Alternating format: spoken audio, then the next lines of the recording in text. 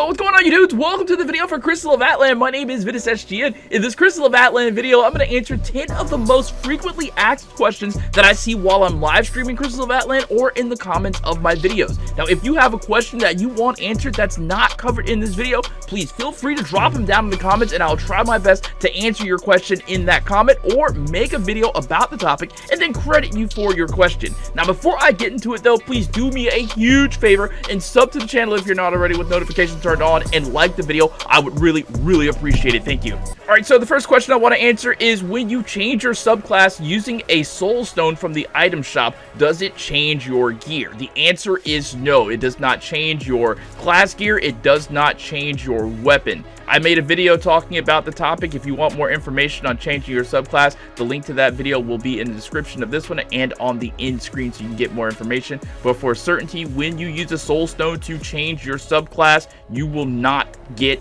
different gear. You have to go and farm new gear and new weapons all over again.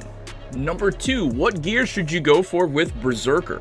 So after you get the full void set, so you can do Hex Chest and Hex Chest Elite, you want to get the full level 55 class gear for Berserker Vermilion Knight. After you get the full Vermilion Knight set, you're going to want to transition to 2-piece of the level 60 Vermilion Knight set and then 3-piece of the level 60 Mighty Chariot set. Now, you will still get the Vermilion Knight set bonus as you're transitioning to 2-piece chest to get the chest set bonuses. On my character right now, for more clarity, I have the full level 55 Vermilion Knight set with chest boots. I still get the full Vermilion Knight set bonus as if I were using the Vermilion Knight's boots. At level 55, the weapon you want to get with Berserker is going to be the Claymore of the Mad Dragon at level 55, and then at level 60, you want to get the Hogue of Madness and continue on that weapon tree. It's unclear yet if the other weapon, the Ship Cleaver, and then onto the Blaze Moon Ship Cleaver, and then the X Blaze Moon Ship Cleaver, it's unclear whether or not those are going to have different effects with the in-game chest armor. Number 3, which is better, Berserker or Magi Blade? Berserker is easiest to learn and deals more damage earlier, while the Magi Blade takes precision and knowledge and will eventually out DPS the Berserker in the long run. However, the Berserker has a skill called Unyielding Madness that gives it the ability to heal itself when taking fatal damage, and the Magi Blade does not. Number 4, what gear should you prioritize for crafting when you hit level 60? The first thing that you want to craft when you hit level 60 is going to be your weapon if you don't get it from the prayer. Next is going to be accessories. Focus on the accessories next. So weapon first, accessories second. And then you're going to focus on the chest gear as you are continually doing Hex Story and Hex Elite, collecting those recipes and then keeping the ones you want and dismantling what you don't need for Hex Chest Decerium so you can pray for those recipes for Hex chest armor that you do want. The Hex chest pieces are a very long process, so you have to be patient. For greater clarity on this topic, the last piece of gear that I crafted was the level 60 Berserker necklace, while at the same time, I also had the ability to craft not only the Valiant Guard's helmet, which is the first step in the chest chariot gear that I need, I could also upgrade that Valiant Guard's helmet to get the helmet of the chariot and have my first chariot piece. But the second chariot piece is weeks, probably even months away. So the smarter choice to me was to make the level 60 Berserker accessory first.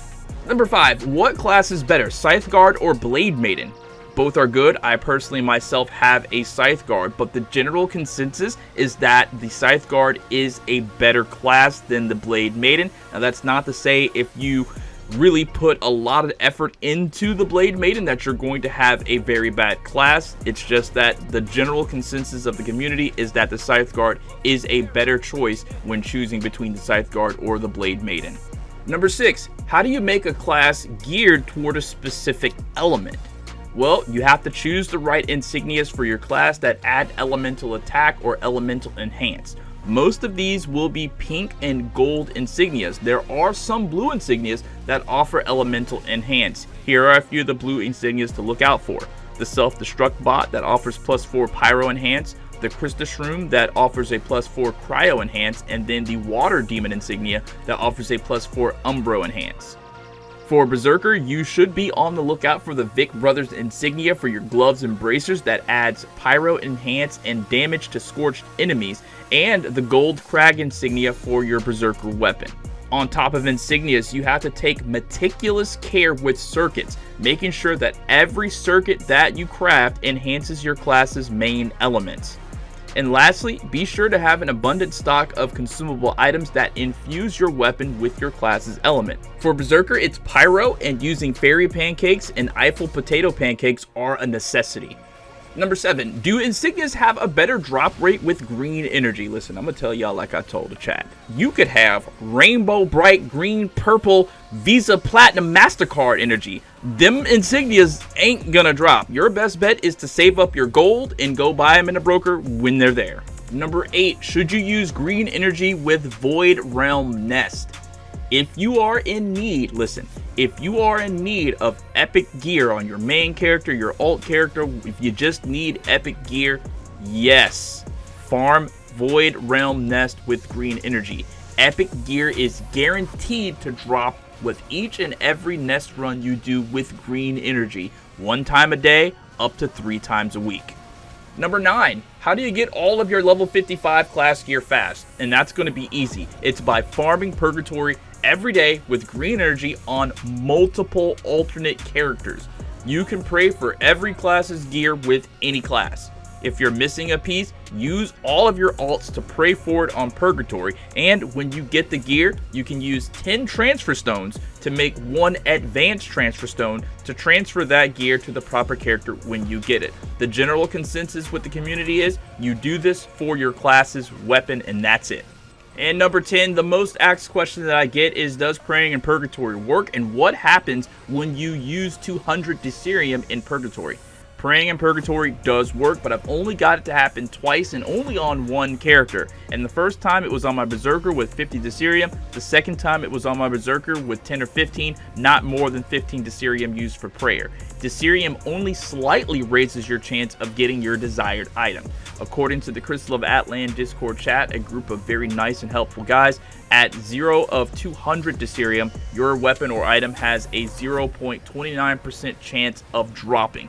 At 200 of 200 Desirium, it has an 11.76 chance of dropping. So you have to decide for yourself if trying to spend money on 200 Desirium is worth it. I personally got most of my Berserker's class gear to drop on other characters' Purgatory runs.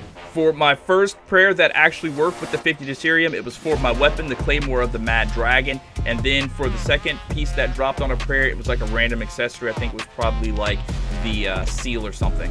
Alright guys, so that's going to be it for this video. I hope it was helpful, and if it was, please just hit the thumbs up button. Let's try to get 50 likes on this video at the very least. If there's a question that you want answered that I didn't cover in this video, please feel free to drop it down in the comments, and like I said earlier, I'll try to answer it in a reply. But if it deserves like a bigger production, I'll just make an entire video about it and credit you with the question on that video. If you're not already subbed to this channel with notifications turned on, man, go ahead and turn notifications on after you sub and get notified whenever I do stream the game, because I stream the game for about maybe 5 or 6 hours out of the day. We have a great community here. Everybody's nice, friendly, and helpful. We play with each other, we help each other grow, and it's just a really fun time, and I would love to have you a part of my community. All right, so that's going to be it for me. Thanks so much for watching, and I'll catch you next time. Peace out.